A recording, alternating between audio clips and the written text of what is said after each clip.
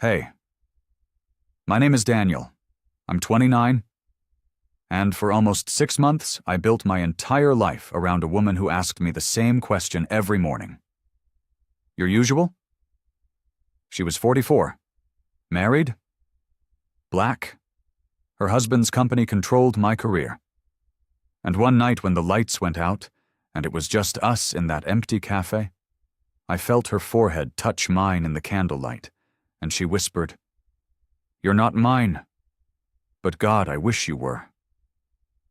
The smell of espresso and her vanilla perfume, the sound of gold bangles hitting the counter.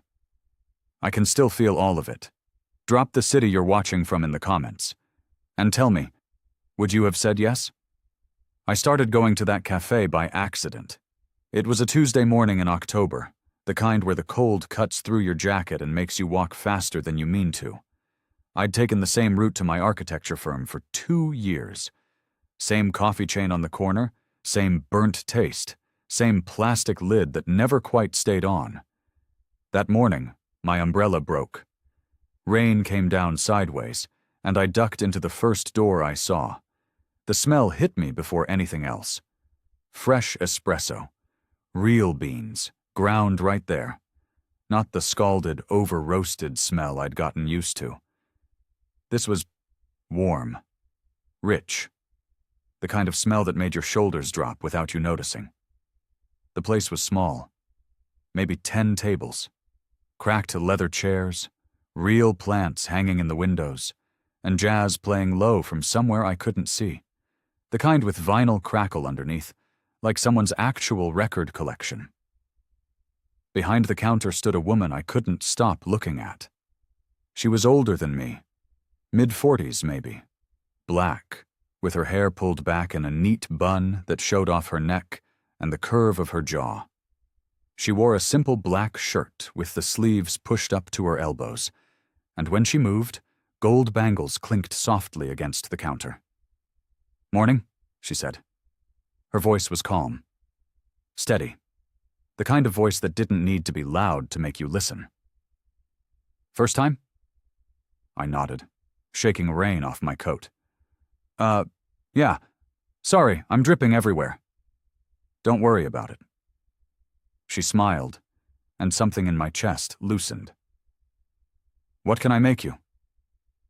I fumbled through my usual complicated order, the one I'd memorized at the chain place to make myself feel like I had some control over my mornings. She listened carefully, repeating it back to make sure she had it right, then wrote something on a small loyalty card. "Daniel, right?" She'd caught my name when I'd mumbled it. "I'm Renee." She made the drink herself. I watched her hands move, steady, practiced, no wasted motion.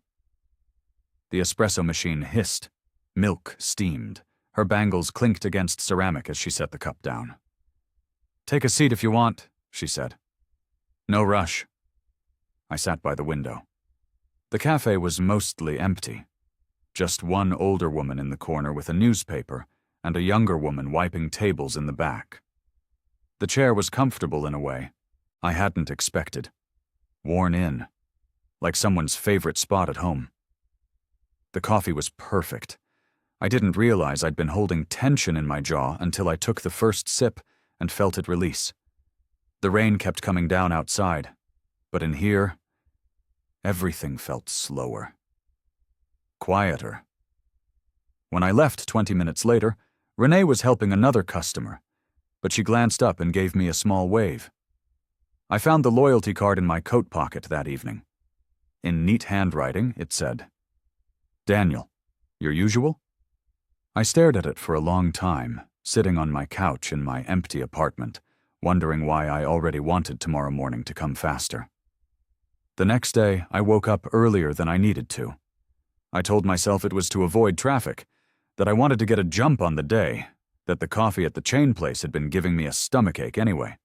But when I walked through that door and heard the little bell jingle, and Renee looked up and said, "Morning, Daniel," like she'd been expecting me, I knew I was lying to myself. She remembered my order, started making it before I even reached the counter. "Sleep okay?" she asked, steaming the milk. Yeah, you? Always do. She set the cup down, and I noticed she'd added a little extra cinnamon on top without asking. Creature of habit. I came back the next morning, and the next. By the end of that first week, she had my drink ready by the time I walked in. The younger woman working with her, Maya, I learned, started greeting me with a knowing smirk. Our favorite regular, she'd say, making Renee laugh. I started timing my commute to arrive right when they opened. Told myself it was more efficient, that I liked beating the morning rush, that it had nothing to do with the way Renee said my name, or how the cafe smelled like safety, or how my hands stopped shaking after I'd been there 5 minutes. At work, my deskmate Nina kept asking about the place with the good coffee I kept mentioning. I'd brush it off, keep it vague. But she had a way of reading people. Is the coffee good, or is the barista cute? She asked one afternoon, grinning over her monitor. The coffee's good. Uh-huh. She didn't believe me. You set your alarm earlier, for coffee. I didn't have a good answer for that. One night, I moved my phone to the far side of the room so I'd have to get up to turn off the alarm. Rearranged my whole morning around a woman whose last name I didn't even know. I noticed the ring, of course, gold band on her left hand, simple and expensive looking. I told myself she was probably separated. That kind of ring didn't mean what it used to, that it was none of my business anyway. I was good at lying to myself that October. The morning I realized something was wrong, Renee had circles under her eyes. It was a Monday, 3 weeks into my new routine. I walked in expecting the usual warmth, the usual smile, but her face looked tired, worn.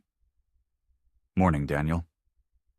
She said it, automatically, already reaching for my cup, but her voice had a flatness to it.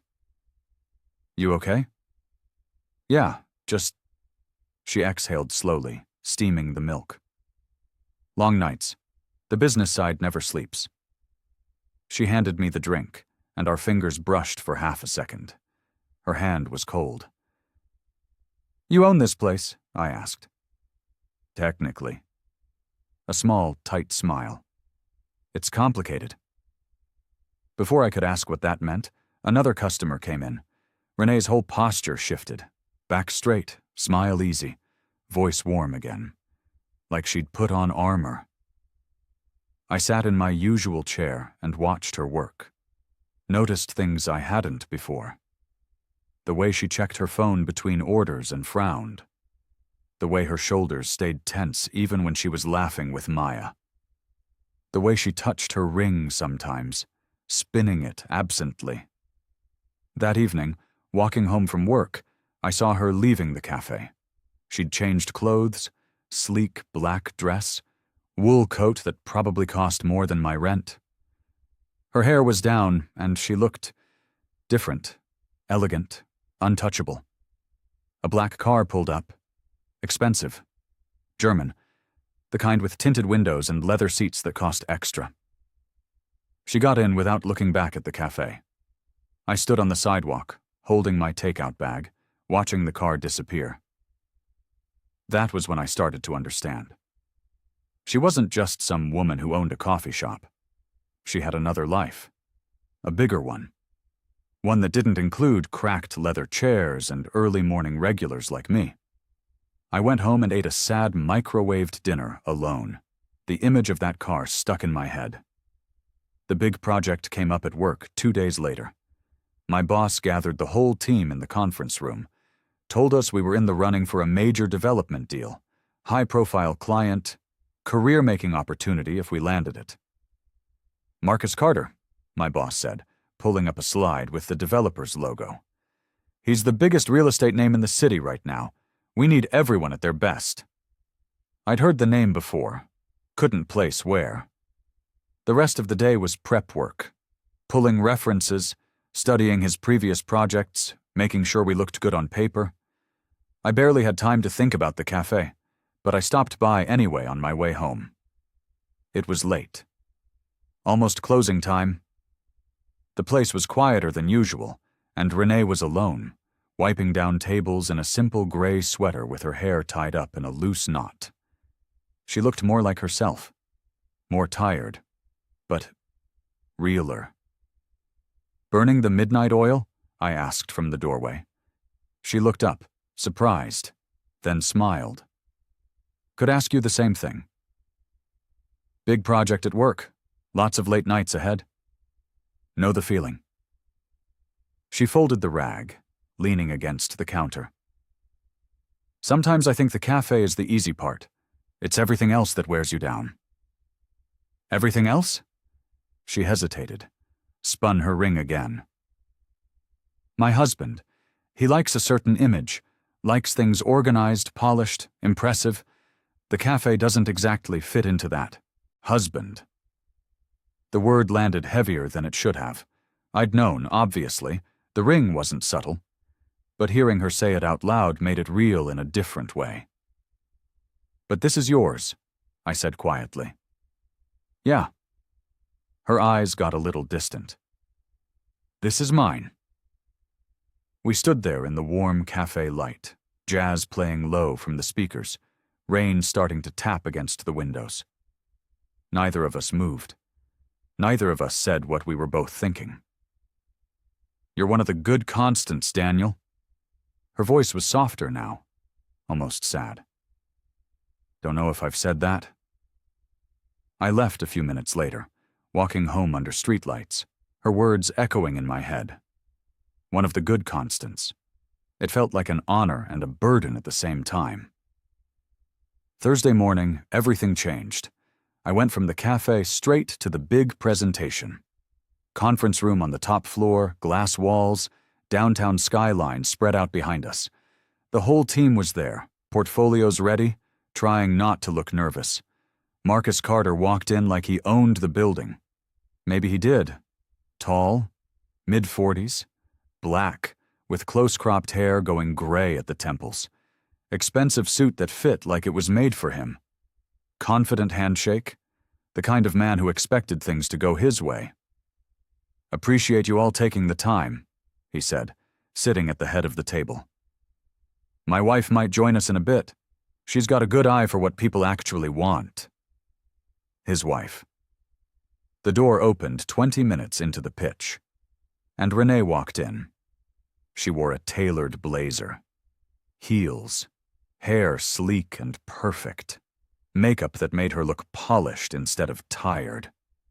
She looked like she belonged in rooms like this, like the cafe was something she did for fun. "Sorry I'm late." Her voice was smooth, professional. She shook hands with my boss, with the senior partners.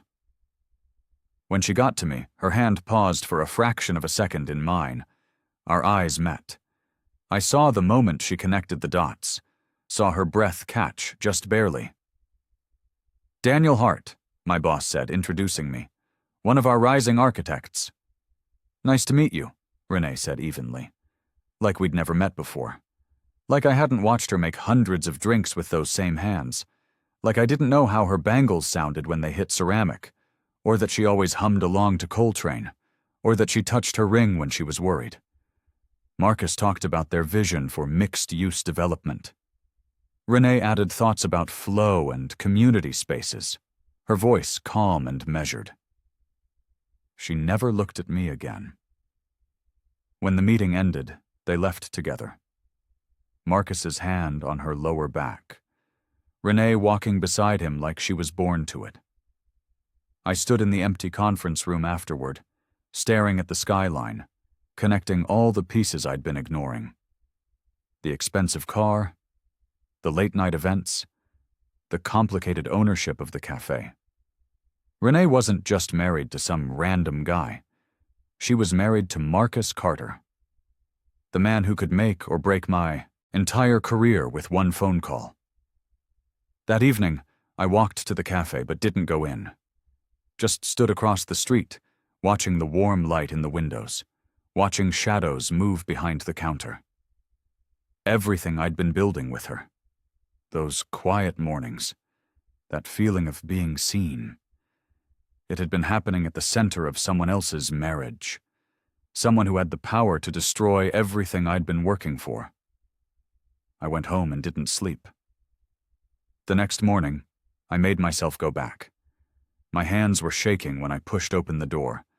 The bell jingled like always, but everything felt different. Renee looked up from the espresso machine. For a second, just a second, I saw fear in her eyes. Then she covered it with a neutral smile. Good morning? Not morning, Daniel?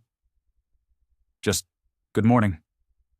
She started making my drink without asking, but her hands weren't as steady as usual. The milk steamer hissed louder than it needed to. I sat at my usual table. Maya glanced between us, frowning slightly, but didn't say anything. The next few mornings were the same. Strained routine, polite distance. We both showed up, went through the motions, pretended we were strangers who happened to share a transaction. But our eyes kept giving us away. On the fourth morning of this new tension, the cafe was nearly empty between the rush hours. Just me, an old woman by the window, and the vinyl crackle of Billie Holiday singing about yesterday's kisses. Renee set down my cup, stood there a second longer than necessary. Your usual? She said quietly. Something in her voice cracked the careful wall we'd been building. I looked up at her, really looked at her, saw the exhaustion and the guilt and something else. Something that looked like the same ache I'd been carrying. Do you want to know what I really want? The question came out before I could stop it. She stared at me. Her fingers tightened on the counter edge. The bangles were silent. Then she glanced toward the door, toward the street, toward all the watching eyes we both knew existed. She took off her apron. Sit, she said so quietly I almost missed it. I've got 5 minutes before the rush. She carried her own cup, black coffee, no sugar, and sat across from me at the corner table. Not behind the counter. Not serving me. Sitting with me. Like we were something other than what we were supposed to be. The jazz played on. Steam rose from our cups. And in that small cafe that smelled like safety and secrets, we both knew we were crossing a line we couldn't uncross. Orchestrated narrative progression through 4 chapters to meet word count target. I need to continue into the second half of part 1, covering approximately chapters 9 to 12. I'm at about 2,500 words so far, so I need about 1,500 more words to reach the full 4,000 word target for part 1. Let me continue with Chapter 9, 5 Minutes of Honesty. Chapter 10, Sketches and Side Eyes. Chapter 11, Storm, Warning. Chapter 12, Candlelight and Confession. I need to maintain the tone, sensory details, and pacing. I knew it was you, Renee said, staring into her coffee. In the meeting. The second you stood up, I knew. I didn't know about Marcus, about you being... I couldn't finish. His wife. She said it flatly. Yeah. The cafe is mine, technically. He funded it, but it's mine. Her jaw tightened. He thinks it's a cute hobby, something to keep me busy. He doesn't understand why I won't franchise it, turn it into something impressive. Because that would make it his. She looked at me then. Really looked at me. Yeah. Around us, the cafe stayed quiet. Maya was in the back, handling inventory. The old woman by the window had her headphones in. It felt like we were alone, even though we weren't. I feel invisible at work, I said. Every day. Like I'm just... furniture. Part of the building. I feel invisible in my own house. Her voice was barely audible. We have these dinners, these events.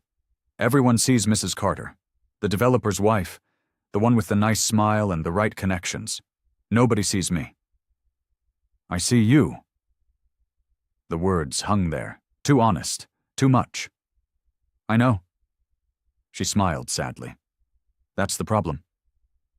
The bell above the door jingled. A young couple walked in, laughing about something. The spell broke. Renee stood, slipping her apron back on, transformation complete. But as she walked past me to the counter, her hand brushed my shoulder. Just for a second. I finished my coffee slowly, watching her work. Watching her put the armor back on. That night, I drafted an email to the cafe's address. Something about traffic flow, customer patterns, ways to maximize the space without changing what made it special. I told myself it was professional, helpful. But really, I just wanted an excuse to stay connected to her. I showed up the next morning with my sketchbook. Renee raised an eyebrow when she saw it tucked under my arm. Planning to redecorate? Just had some ideas for the layout, if you want to see them. Her face lit up in a way I hadn't seen before. Genuine excitement.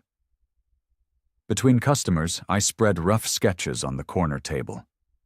Simple stuff: moving a shelf to open up sight lines, adding a reading nook by the back window, rotating tables to create better flow. This is thoughtful, she said, leaning over the drawings. Her perfume, vanilla and amber, drifted over me. Like you actually pay attention to how people move through the space. I pay attention. She met my eyes. I've noticed. Maya walked past, saw us bent over the sketches, and gave Renee a look I couldn't quite read. Curious, maybe concerned. Over the next few days, Renee started emailing me from the cafe's address. Professional questions about ceiling height, electrical capacity, permit requirements. But sometimes she'd add a winking emoji, or a line like, "You're spending more time thinking about my cafe than your actual job, aren't you?" She wasn't wrong. I ran into Mrs. Ellison on the sidewalk one afternoon. Older white woman, lived above the cafe. She had that look. The kind who noticed everything. "You're there every morning," she said, not unkindly. "That's nice. The cafe's been good for Renee.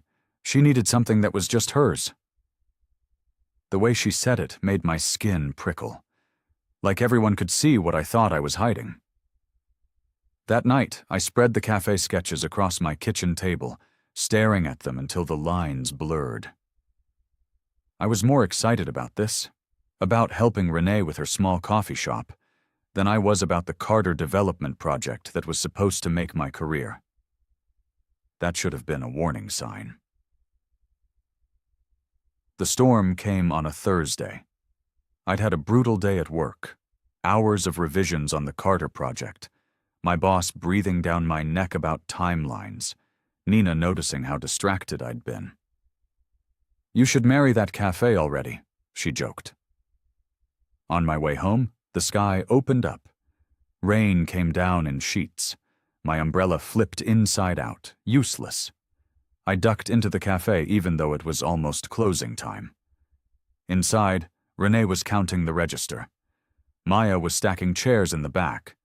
The place was mostly dark except for the counter lights, and the jazz had been turned down to almost nothing. "Caught in it?" Renee asked, looking at my soaked jacket. "Yeah, sorry, I can go." "Don't be stupid. Stay till it lets up." She nodded toward my usual table. "I'll get you something warm." The rain got heavier. Thunder started rolling in the distance. Renee told Maya to go home before it got worse. Maya hesitated, glancing between us, but Renee insisted. "I'll lock up. Get out of here before the roads flood." The door jingled shut behind Maya. And then it was just us. The lights flickered once, twice, then went out completely with a loud crack of thunder, plunging the cafe into darkness. "Shit," Renee muttered. I heard her moving behind the counter. "The backup lights are supposed to—" They didn't kick in. "Hold on." The sound of drawers opening. A match struck. Candlelight bloomed. She found 3 votive candles under the counter and brought them to my table. setting them down carefully. The flickering light caught on her face, softening the lines of exhaustion. Power company says 2 hours minimum. She pulled out the chair across from me, not behind the counter, sitting with me in the quiet, candle-lit cafe. You don't have to stay, I said. Neither do you. But neither of us moved. The rain pounded against the windows. No customers, no music, no interruptions, just candlelight and her vanilla amber perfume and the weight of everything we'd been not saying. I had a good marriage once, Renee said quietly. Or I thought I did. Marcus was attentive, present. Then the money came, and the success, and suddenly I was just part of his image, the polished wife at the polished events. Why not leave? Because it's complicated. Because I love the life we built, even if I don't love the life we're living. Because... She spun her ring. Because I made promises. Does he make you happy? She was quiet for a long time. He makes me comfortable. That's not the same thing. Thunder rolled again, closer this time. You make me feel visible, she said so softly I almost missed it. You remember my name. You notice when I'm tired. You see this place the way I see it, not as a cute hobby, but as something that matters. And that scares me, Daniel, because I'm married, because you work for my husband, because I'm 44 and you're 29. I said it like a confession. 29. She laughed, but it was sad. I've got a teenager's crush on a man who could be... She stopped. It doesn't matter what you could be. It matters what you are, which is not mine. We both reached for a napkin that fell between us. Our hands collided, stayed there, touching, neither of us pulling away. Renee's breath caught. Her eyes met mine in the candlelight. And then she leaned forward, slowly, like she was giving me time to stop her. Her forehead touched mine. We stayed like that, breathing the same air, not kissing, just connected. Her skin warm against mine, my hands on the table, shaking with the effort of not touching her more. 6 seconds. Maybe 7. Then the lights flickered back on with a harsh buzz. Renee jerked back like I'd burned her. Stood up fast enough that her chair scraped. She moved behind the counter, putting physical distance between us. You should go. Her voice was unsteady. Before the roads get worse. I grabbed my jacket, walked to the door, stopped with my hand on it. Renee, don't. She wasn't looking at me. Please, just don't. I walked out into the rain, got home, showered, lay in bed staring at the ceiling. I could still feel the warmth of her forehead against mine, could still smell vanilla and amber, could still hear her voice saying, "Not mine," like it broke her heart. And I knew with absolute certainty that we'd crossed a line we couldn't uncross. The next morning, I didn't know if she'd even let me in. I stood outside the cafe for a full minute before I pushed the door open. Heart pounding, half expecting her to tell me not to come back. But when I walked in, Renee looked up from behind the espresso machine and said, "Good morning, Daniel." Not cold, not warm, just neutral. She made my drink without asking. Set it down with an extra cookie I hadn't ordered. Our eyes met for half a second longer than they should have. Then she turned back to the next customer. That became the pattern. Over the next few days, she'd slip small things into my routine. An extra cookie, a note on my cup saying "rough morning" when I came in looking stressed, a text about the expansion drawings that ended with a smiley face instead of a period. Little breadcrumbs that said she was still thinking about me, even as we both pretended nothing had changed. I started putting more work into the cafe sketches. Spent evenings at home drawing detailed layouts, elevation views, notes about lighting and materials. Told myself it was just architecture, just helping a small business owner. But really, I was looking for excuses to keep our connection alive. Nina noticed I was weirdly energized at work, focused but distracted at the same time. "You're either in love or on drugs," she said one afternoon, rolling her chair over to my desk. "Neither." "So it's the barista." She grinned. "I knew it. It's not like that." "Sure." She didn't believe me. "Hey, I need good coffee anyway. I'll come with you tomorrow morning. Meet this famous woman who's got you setting alarms before sunrise." My stomach dropped. "You don't have to." "I want to." Her eyes sparkled with curiosity. "Unless there's a reason I shouldn't?" I couldn't say no without making it obvious something was going on. So I agreed, knowing it was a mistake. That night, I told myself Nina's visit would prove nothing was weird, that Renee and I were just friendly, that our connection was innocent. I was still terrible at lying to myself. Nina and I walked into the cafe together on a Friday morning. Renee's smile tightened for a fraction of a second when she saw me with someone else. Then she recovered, greeting us both warmly. "The famous Daniel," Nina said, elbowing me. "And his usual." "He's very predictable," Renee said lightly, already making my drink. "Same order every day for almost 2 months now." 2 months? Nina raised an eyebrow at me. "You didn't mention you've been coming here that long." We sat at my usual table. Nina ordered something complicated, and I watched Renee make it with the same careful attention she gave everything. Her bangles clinked. The milk steamed. She moved like someone who'd found peace in ritual. "She's beautiful," Nina said quietly. "I just like the coffee." "Daniel?" She turned to look at me. "She's married, right?" I followed her gaze to Renee's left hand, the gold ring catching morning light. "Yeah." "And you know that getting involved with someone who can't choose you back is only going to hurt, right?" Before I could answer, Renee's phone rang. She answered it behind the counter, and even from across the room, I could see her shoulders tense. "I know," she said into the phone. "I know. Marcus, I told you I had to open the shop. Yes, fine, I'll be there." She hung up, exhaled slowly, then caught me watching. Gave me a small, tired smile that said everything.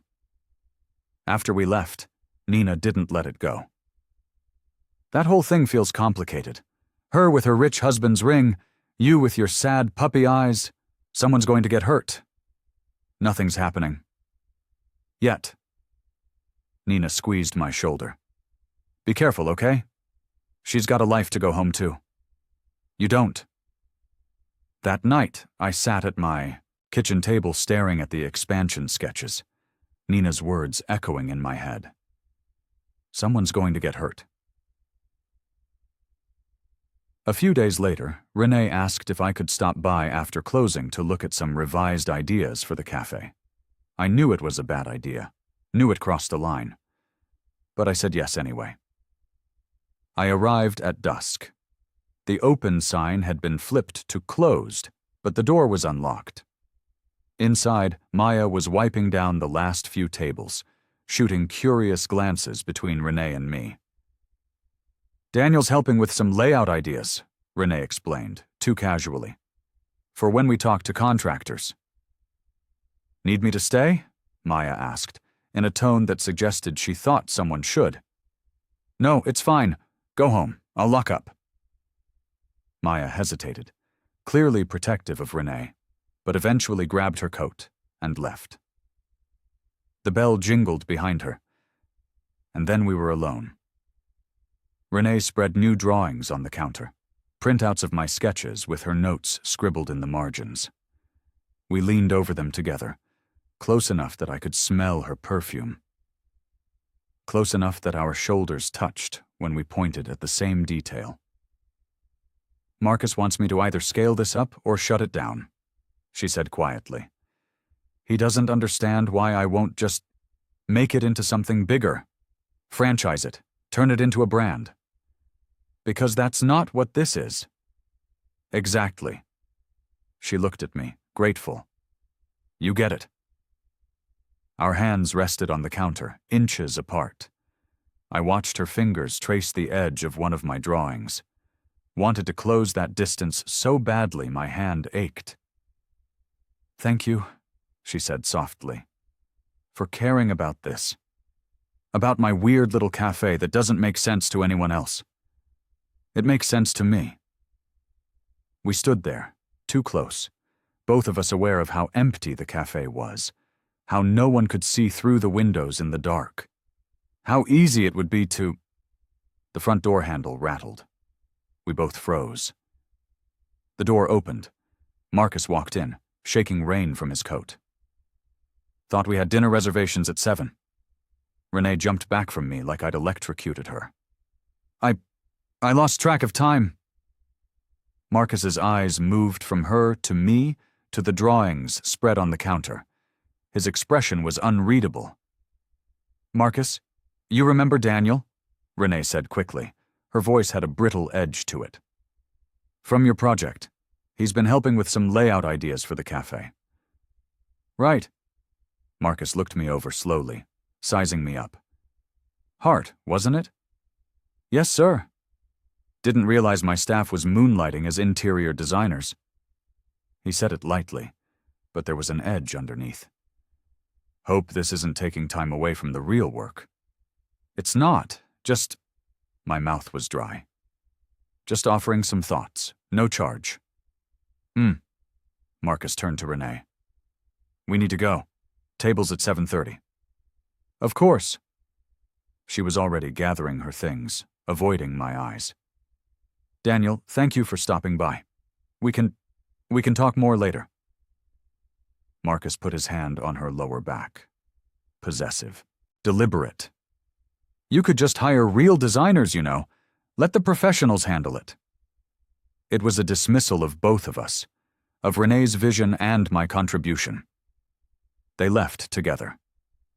The door swung shut behind them. The bell's jingle sounded wrong in the sudden silence. I stood alone in the empty cafe, staring at the drawings we'd been bent over together just minutes before. My hands were shaking. Marcus had the power to end my career, and he'd just walked in on me alone with his wife, standing too close, in a locked cafe after hours. I'd been so careful about not crossing physical lines that I'd forgotten there were other lines that mattered. Lines about proximity, about intention, about the fact that stolen time still counted as stealing. That night, I wrote Renee an email saying I was sorry if I'd caused any problems, that I'd step back if she wanted, that I never meant to make things complicated. I hit send and stared at my inbox, waiting for a reply that didn't come. The next morning, Maya was behind the counter instead of Renee. She had to step out early, Maya said when I asked. Her tone was careful, professional. My drink was ready before I arrived. Mobile order, correct but impersonal. The next day was the same. And the next. Renee started showing up only after I'd left, or staying in the back office while Maya handled the counter. When she did appear, she'd wave from a distance but never came over. I was being ghosted. Gently, quietly, but definitely.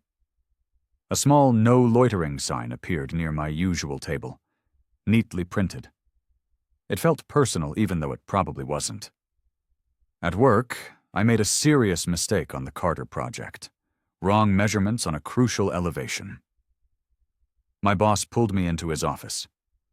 Marcus has very high standards, he said. And this project is make or break for us, for you. Whatever's going on in your personal life, it needs to stay there. Understood? Understood. But I couldn't focus. Couldn't stop thinking about the way Renee had jumped away from me when Marcus walked in. The fear in her eyes. The realization that I'd put her in danger. I kept going to the cafe anyway. Some mornings I'd see her silhouette through the back office window. Most mornings I'd just grab my pre-made drink and leave, feeling like a ghost haunting the place I used to belong. Mrs. Ellison stopped me on the sidewalk one evening. Don't see you lingering anymore, she said gently. Routines change, I suppose. I nodded, not trusting my voice. That night I told myself I wouldn't go back, that I'd find a different coffee place, that I'd let Renee have her cafe and her marriage and her life without me complicating it. But when my alarm went off the next morning, my feet carried me there anyway. Then the cafe closed. I showed up one morning to find the door dark, a handwritten note taped to the glass. Closed for a few days. Thank you for your patience. Panic hit me first. Had Marcus shut it down? Was Renee okay? I pressed my face to the window. Everything inside looked normal. Chairs stacked neatly, plants still healthy. No signs of damage, just closed. The next few days crawled by. I'd walk past twice a day, hoping to see lights. The note stayed up. The door stayed locked. The jazz stayed silent. I tried a chain coffee shop again. It tasted like cardboard and regret. I ran into Maya carrying groceries one afternoon. She saw me coming and almost crossed the street to avoid me, but I caught up. Is Renee okay? Maya looked uncomfortable. She's fine. Just needed some time. Time for what? They're figuring some stuff out. At home. She shifted the grocery bags. Look, Daniel, you seem like a nice guy, but she's married, and this whole thing was getting... She didn't finish. Didn't need to. A week went by. The longest week of my life. I walked past the closed cafe every morning on my way to work. Every evening on my way home. Mrs. Ellison's window upstairs would sometimes glow, her shadow moving behind the curtains. But the cafe below stayed dark. At the Carter Project meeting, Marcus looked tired. More distracted than usual. But professional. He didn't mention the cafe, didn't mention Renee, didn't mention walking in on us, which somehow made it worse. I started to accept that maybe this was how it ended, that Renee had made her choice, and it wasn't me, and I needed to let go of something I never actually had. Then my phone buzzed at 2:07 a.m. I woke up disoriented, grabbed my phone from the nightstand, a notification from the cafe's app, an order, comped, no payment required, and in the custom notes section just 2 words. Your usual? My heart slammed against my ribs. I was out of bed, pulling on clothes, grabbing my keys. The streets were empty, dark, lit only by streetlights and the occasional passing car. When I got to the cafe, the closed note was still taped to the door, but the door itself was slightly ajar. I pushed it open slowly. The bell jingled, too loud in the pre-dawn quiet. Inside, the lights were low but on. My drink sat on the counter, steaming. Next to it, folded neatly, was Renee's blue scarf, the one she wore on cold mornings. On the lid of the cup, in her handwriting, not today. Just sit. I picked up the cup, sat at my old table, hands shaking, adrenaline fading into something else. Relief, maybe. Or fear. The cafe was silent except for the refrigerator's hum. Then I heard footsteps from the back room. Daniel. Renee's voice, soft, a little raw. I turned. She stood in the doorway, barely visible in the dim light. No apron, just jeans and a soft sweater, hair wrapped loosely, no makeup, no armor. She looked more real than I'd ever seen her. Hi, I said stupidly. Hi. Renee sat across from me, not behind the counter, at the table, like we were equals. I closed the cafe, she said, because Marcus and I had a fight, a real one. About why I'm never home, why I care so much about this place, why I light up when I talk about coffee and... She paused. And about you. My stomach dropped. He knows? He suspects. He doesn't know details because there aren't any. But he saw something that night. Saw me standing too close to you. Saw the way I jumped when he walked in. She spun her ring, old habit. He told me I had to choose. Scale up the cafe and make it a serious business he could brag about, or close it and stop wasting time on a vanity project. And he wanted to know why I cared so much what some junior architect thought about my layout. What did you say? That you were helping for free. That you understood what I was trying to build. That it was professional. Her voice cracked slightly. He didn't believe me, but he couldn't prove otherwise, so he gave me conditions. Clear boundaries. No more after-hours meetings. No more emotional investments in customers. Keep the cafe if I wanted, but keep it separate from everything else. That's why you ghosted me. Yes. She met my eyes. I'm sorry. I panicked. I didn't know how to protect you and the cafe and my marriage all at once. So I just shut down. We sat in silence. The cafe felt different at this hour. Softer, more honest, like a confessional. I thought about you every day, I admitted. Kept walking by, hoping you'd be here, felt pathetic about it. I thought about you too. She smiled sadly. That's the problem, isn't it? I'm married. You work for my husband. Everything about this is wrong, but it doesn't feel wrong when you're sitting across from me asking how I slept. What do we do? Renee was quiet for a long time. We can't do what I want, she finally said. I can't ask you to wait for something that's never going to happen. Can't blow up my marriage for a man I barely know, no matter how much I like the way he sees me. That's not fair to anyone. So this is goodbye. No. She shook her head.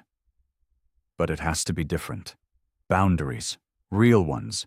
You can come early, before we officially open. We can have 10 minutes, talk, drink coffee, be honest with each other.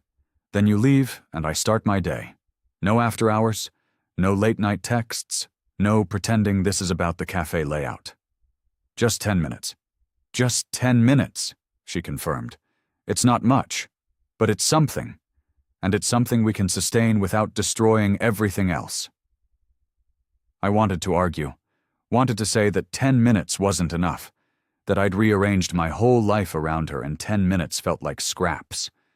But looking at her tired face, her wedding ring, her cafe she'd fought to keep, I understood. This was the only way we got to keep any of it. Okay, I said. 10 minutes. She reached across the table, took my hand, held it for exactly 5 seconds, then let go. Your usual? She asked, gesturing to the cup. I picked it up, tasted it. Perfect, like always. Yeah, I said. This is my usual. The new routine started the next morning. My alarm went off earlier than ever. I walked through the dark streets to the cafe, arriving before dawn. The door would be unlocked just for me. Inside, Renee would be there with 2 cups of coffee. We'd sit, talk about small things, weather, music, a customer who'd made her laugh. Sometimes bigger things. Her marriage, my loneliness, what it meant to be seen. Then I'd check my watch, stand up, thank her for the coffee, and leave before the first real customer arrived. It wasn't enough, but it was something.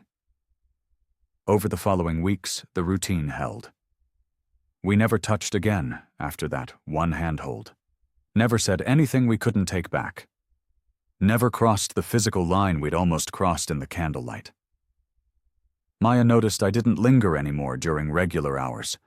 Started joking that Renee had trained me into a drive-by customer.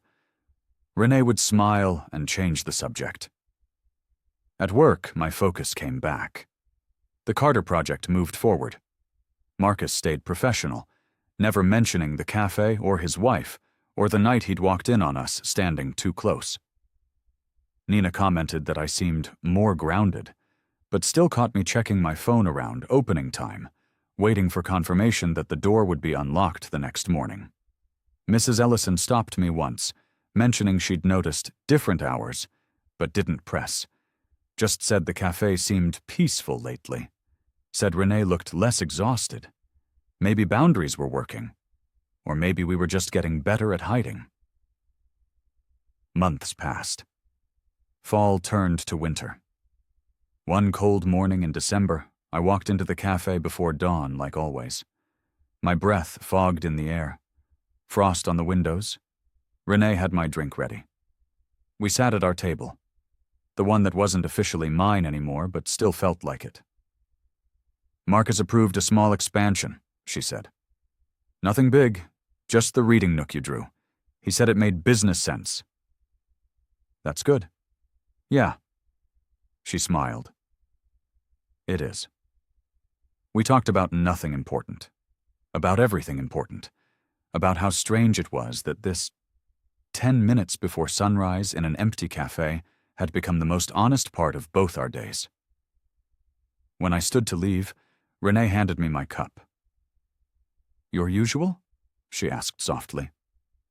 I held her gaze, saw the wedding ring still on her finger, saw the life she'd chosen, and the small space she'd carved out for me inside it. "Yeah," I said. "This is my usual." I walked out into the cold morning, heard the bell jingle behind me, turned back to see Renee through the window, flipping on the main lights, getting ready for her real day. She caught me watching. Waved.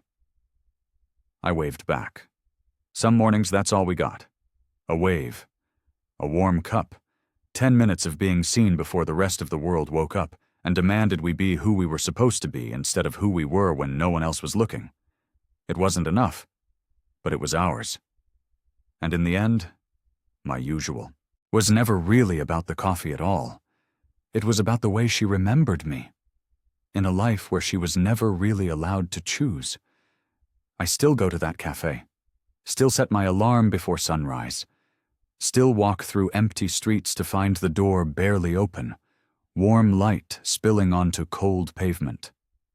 Still sit across from a woman I can't have, drinking coffee that tastes like safety and secrets. Some mornings she tells me about fights with Marcus. Some mornings I tell her about projects at work. Some mornings we just sit in comfortable silence, the jazz playing low, both of us knowing this is as close as we'll ever get. The routine holds. The boundaries hold. We hold. 10 minutes at a time. Not enough to call it love. Not enough to call it an affair. Just enough to remember what it feels like to be known by someone who sees past everything you pretend to be. Some nights I lie awake wondering what would have happened if Marcus had never walked in that evening. If Renee had never been married. If I'd been older, richer, someone who could compete with the life she already had. But most mornings I just show up, and most mornings she's there, and the door stays barely open.